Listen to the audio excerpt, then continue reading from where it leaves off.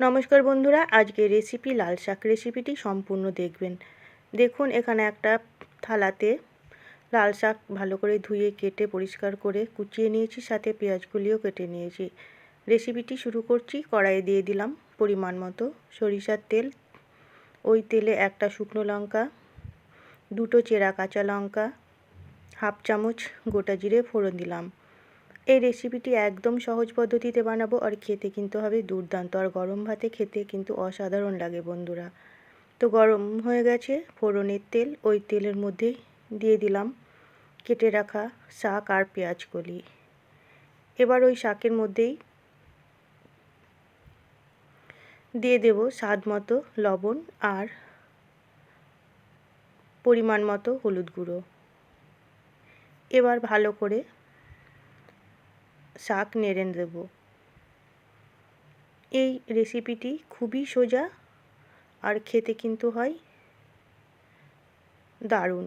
একদম অন্যরকম পদ্ধতিতে আজকে আমি এই শাকটা বানাচ্ছি। আপনারা তো অনেক রকমভাবে এর আগে লাল শাক বানিয়ে খেয়েছেন, কিন্তু একবার এইভাবে বানিয়ে খাবেন, তাহলে বুঝতে পারবেন খেতে কতটা সুন্দর হয়। তো আলাদা করে আমি শাকে জল দেব না, এই শাক থেকে জল বেরোয়। তো 3 মিনিট পর ফিরে আসলাম। শাক দেখুন খুব সুন্দর সেদ্ধ হয়ে গেছে এবং ভাজা ভাজা হয়ে গেছে। তো আমি আর একটু ভালো করে নাড়াচাড়া করে ভেজে নেব।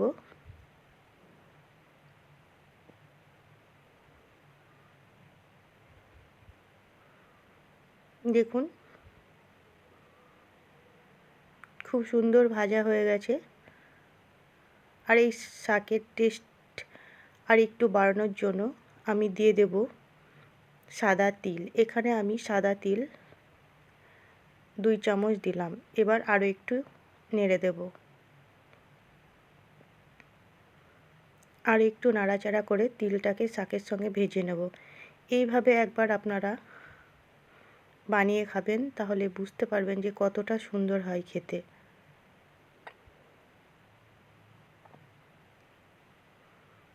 তা আমি একটু ভালো করে নাড়াচাড়া করে তিলটাকে শাকের সঙ্গে ভেজে নিলাম।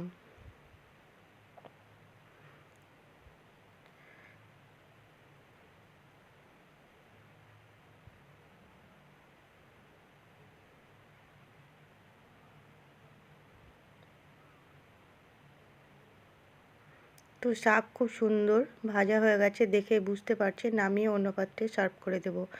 তাহলে রেসিপিটি ভালো লাগলে লাইক শেয়ার কমেন্ট করবেন, আর আমার চ্যানেলে নতুন বন্ধু হয়ে থাকলে চ্যানেলটিকে সাবস্ক্রাইব করে পাশে থাকবেন। আর আপনারা অবশ্যই একবার এভাবে বানিয়ে খাবেন, দেখবেন খুবই ভালো লাগবে। তাহলে সম্পূর্ণ ভিডিওটি দেখার জন্য বা রেসিপিটি দেখার জন্য অসংখ্য অসংখ্য ধন্যবাদ।